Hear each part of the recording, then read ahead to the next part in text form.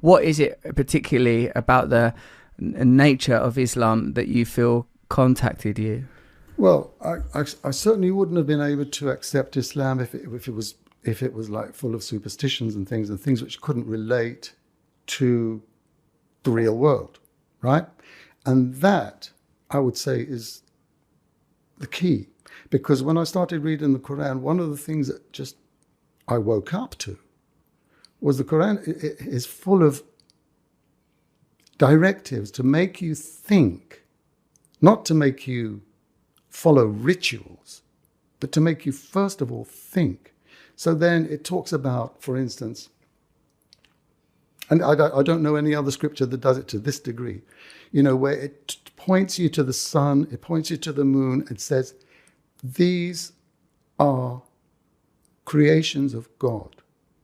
And the night and the day is a miracle, and the fact that water falls and produces fruits and animals eat those grass and greenery and everything, all this is like signposts telling you that there is a creator and an almighty intellect behind everything that you see right there in front of you. That's very, very important, because it didn't mean I had to, believe some kind of unseen,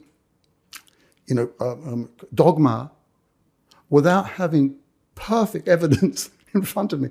And let me just tell you one more thing, because there was this missing part of the story, which was just before I got the Quran. I was swimming in Malibu, in kind of, I was like, California there, and I went out for a swim, and there was no one else really swimming that day, so it wasn't clever, and I did that. And then suddenly, wow, I think I'm going to try and make my way back.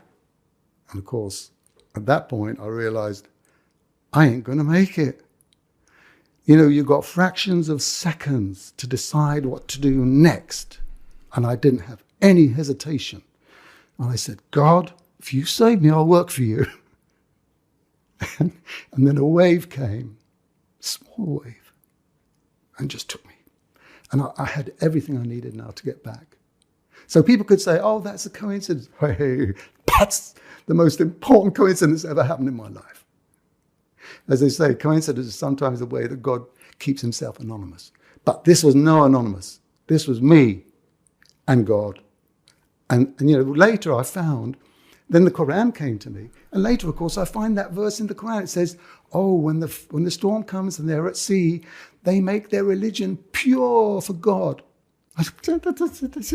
So all these steps and signs, I was reading and were bringing me closer and closer. What could I do, Russell? What could I do? I had to submit. That's it. Yeah, I really identify with what you're saying about recognizing that instead of looking for some peculiar dualistic proof of God, the lightning flash or the voice from on high, see in all things the divine beauty of nature and the potent intellect that we can read as being behind it. I identify strongly with that. I recognize those moments of terrified communion with God, and I identify too with what you're saying about feeling that God is all, that it seems like you've always had this yearning, this longing to be at one with God. I recognize that as well.